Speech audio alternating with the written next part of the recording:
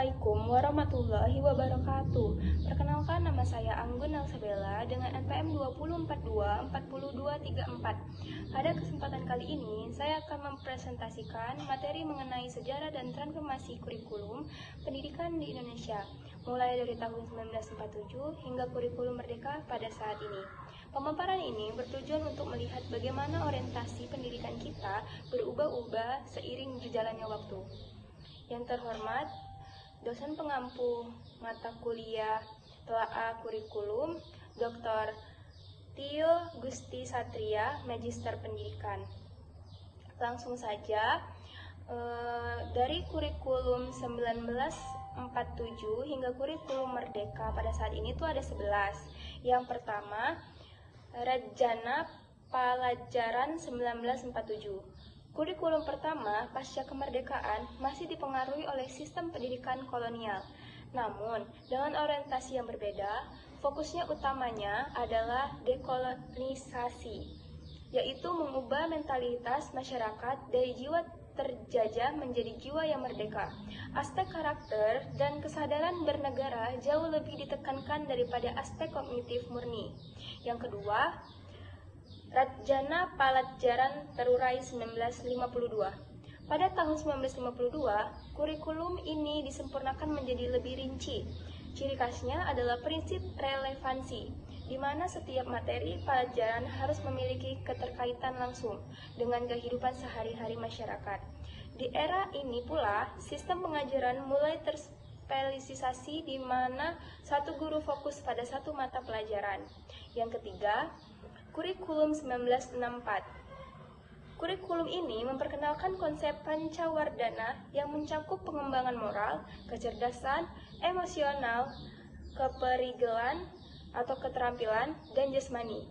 Pemerintah saat itu menginginkan sistem pendidikan yang bersifat aktif dan produktif agar lulusannya menjadi pembekalan praktis. Yang keempat, Kurikulum 1968.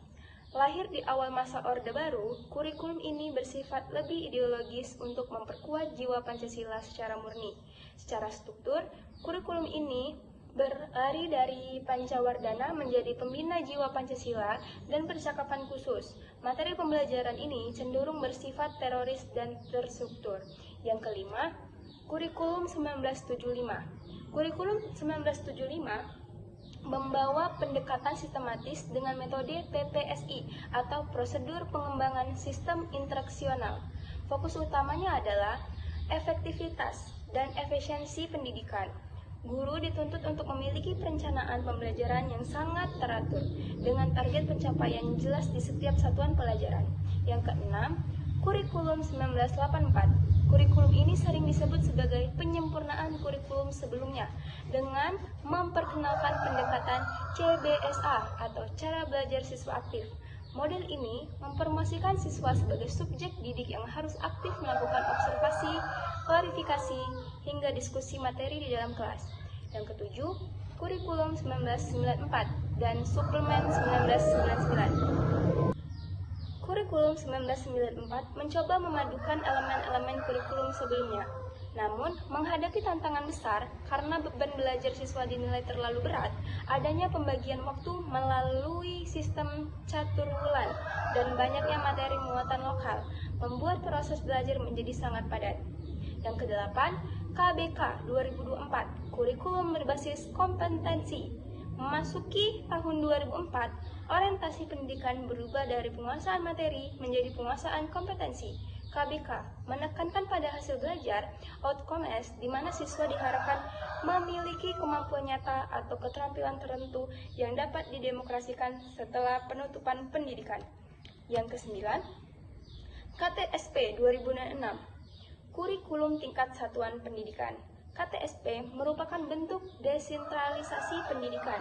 Pemerintah pusat hanya menetapkan standar isi dan standar kompetensi lulusan, sementara sekolah yang diberikan otonomi penuh dengan pengembangan kurikulum dan silabusnya sendiri sesuai dengan potensi dan kondisi daerah masing-masing. 10. Kurikulum 2013 atau yang kita sering sebut K13. Kurikulum 2013 hadir untuk menjawab tetangga global dengan menyeimbangkan aspek kognitif, afektif, dan psikomotorik. Pendekatan yang digunakan adalah saintifik dan penilaian otonomik, di mana pembelajaran di tingkat dasar dilakukan secara tematik integratif. Ada yang terakhir, kurikulum merdeka. Itu kurikulum kita pada saat ini.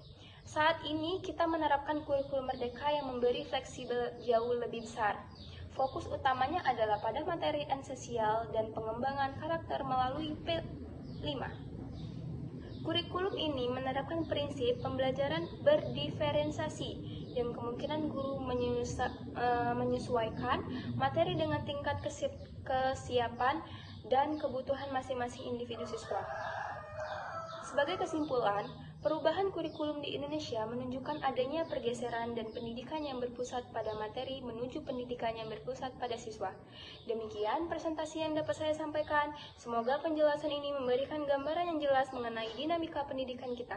Terima kasih atas perhatiannya. Saya ucapkan wabillahi taufiq wal hidayah. Wassalamualaikum warahmatullahi wabarakatuh.